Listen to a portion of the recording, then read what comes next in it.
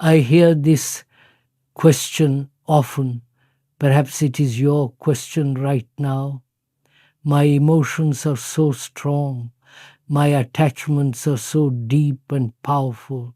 So, how can the simple act of looking or seeing possibly reduce their strength and their power over me?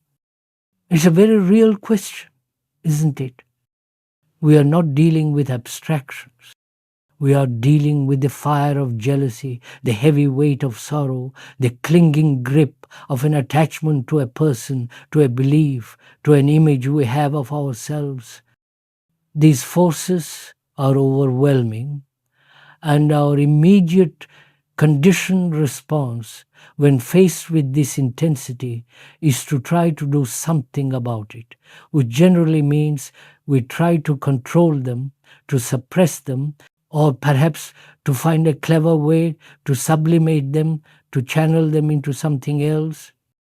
But I must ask you, has this ever, in the long run, actually reduced the inner conflict?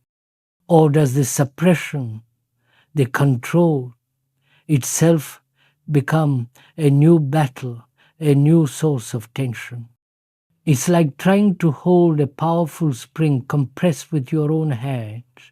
It doesn't get rid of the spring's energy, it just exhausts you, and the moment your attention wavers, it all bursts out again, often with greater violence. This battle is the conflict, it doesn't resolve it.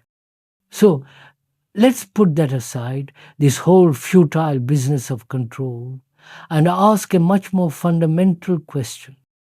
You say your emotions and attachments are strong, but are we actually generally aware of them? I don't mean just superficially. I mean, do you know that you are attached? Do you know the texture of your emotion as it arises? Or do we simply take it for granted? Find out, I ask you, are you attached? And are your emotions so extraordinary that they dictate your actions before you are even conscious of them?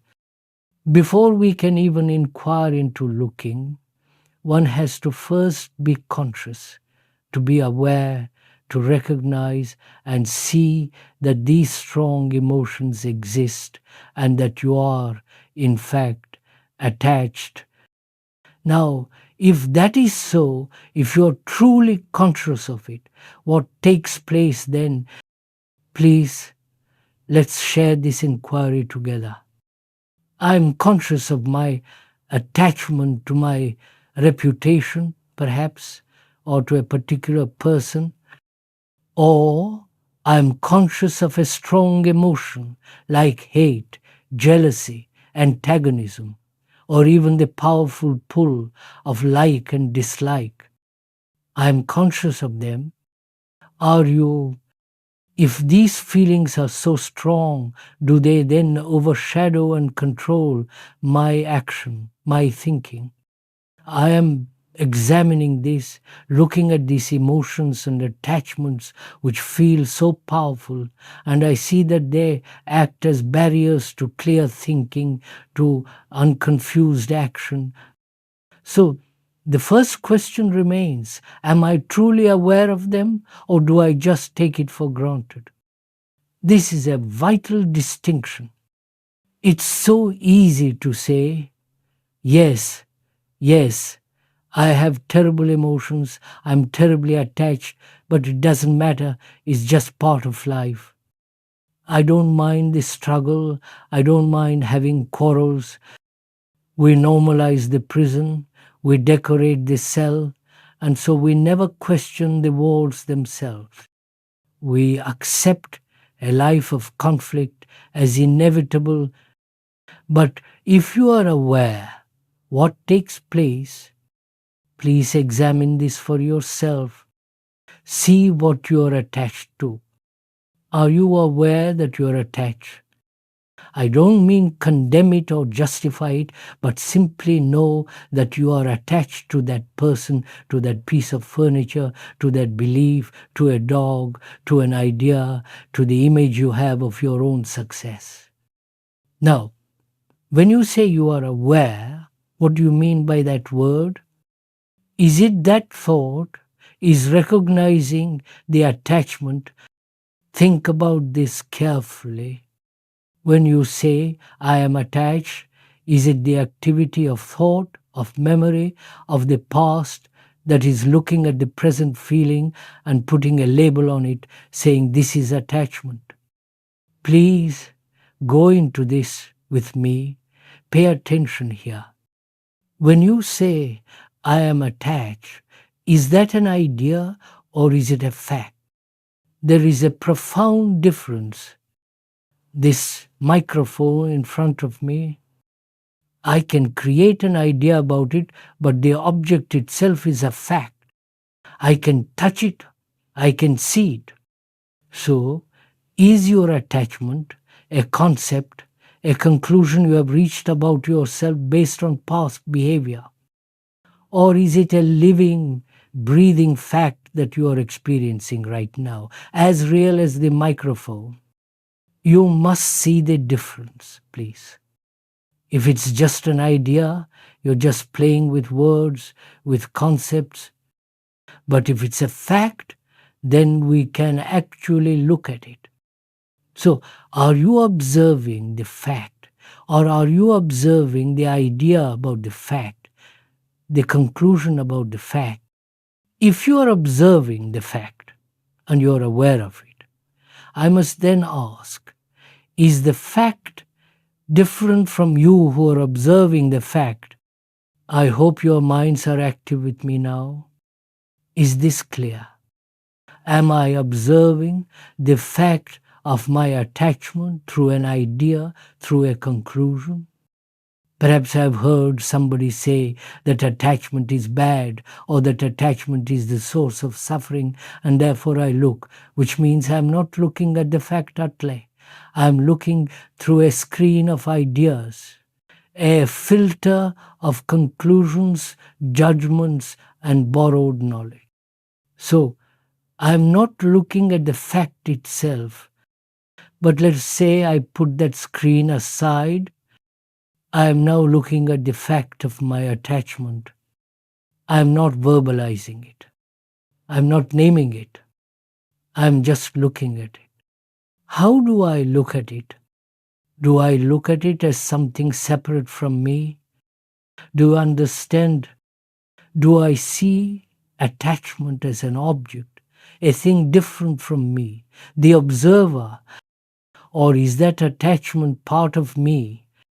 Please don't go to sleep on this point. If you want to sleep, sleep. But if you are serious, see this fact. Am I looking as though it was something apart from me? This microphone is apart from me, that is clear. But my attachment, my emotions, are they apart from me? Or is the attachment the me? If I have no attachments, no beliefs, no conclusions, no memories of pleasure and pain, is there a me left at all? So, my awareness of my emotions, my attachments, reveals that they are part of my very nature, part of my structure, which means that in looking at them, I'm simply looking at myself. The division we have created, the duality between me as the thinker, the controller, the observer, and the attachment as the thing to be controlled or observed. This division is an illusion, a trick of the mind. There is no me and my attachment as two separate, warring things. There is only the attachment, not the word, which is just a label from the past, but the living, burning fact of it, the feeling, the possessiveness, the fear of loss. That entire complex of energy is the me in that moment. Now, if that is so, if the attachment is me, what am I to do with the me? Please follow this step by step, because this is the entire crux of the matter. As long as There was a division. As long as I believed I was separate entity looking at my attachment, then I could do something about it, couldn't I? This is the pattern of our entire lives. We feel this thing and we immediately want to act upon it. I could try to control it. I could suppress it. I could try to sublimate it. I could run away from it. I could go to a church, a temple, a guru, or a psychologist to tell me how to get rid of it. We are always acting upon our feelings. And this action, this struggle, this constant doing is what we call our life. But if you see, really see for yourself that the attachment is you, what can you do? Wait, don't answer. Feel the question. If it is me, what action can I possibly take? Can my hand run away from itself? Can my arm have a battle with my leg? It's an absurdity. I cannot do anything, can I? The me cannot act upon the me because there is no me separate from the feeling itself. So, what is left? I can't run, I can't fight, I can't suppress. I can only observe. Do you see the profound difference? Before, my energy was spent acting upon the feeling. Now, I see that I cannot act upon it because it is me. My arm is part of me. All that I can do, the only thing that is left is to observe. This means observation. This looking we spoke of suddenly becomes all important, but not in the way we thought. It is not what to do about the attachment that matters. In fact, that question disappears.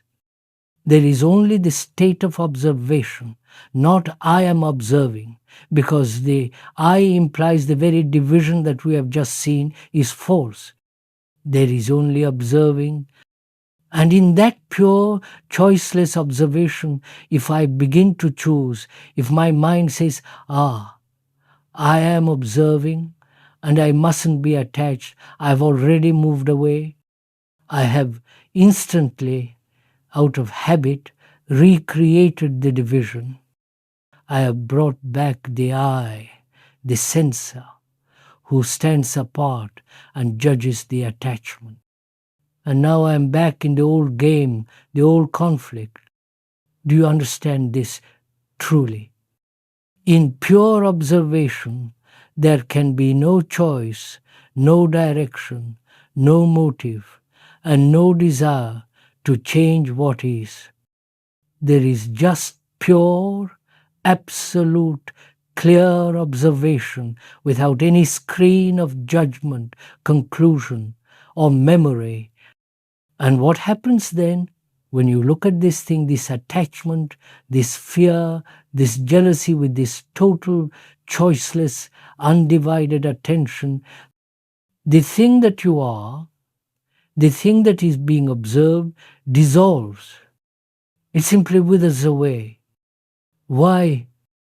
Because before you resisted it, you controlled it, you suppressed it, you justified it, or you fled from it.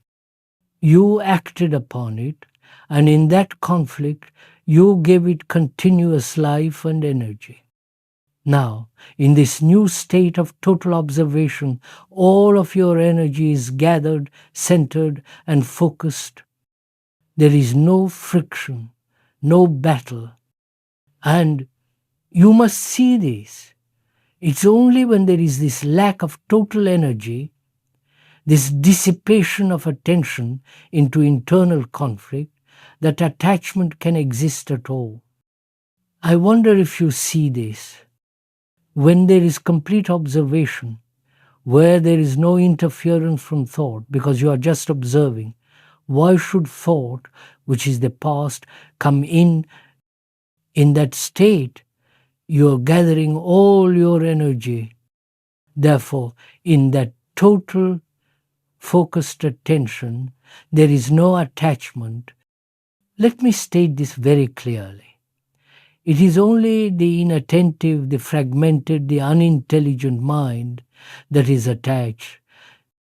I am not using unintelligent as an insult, but as a simple statement of fact.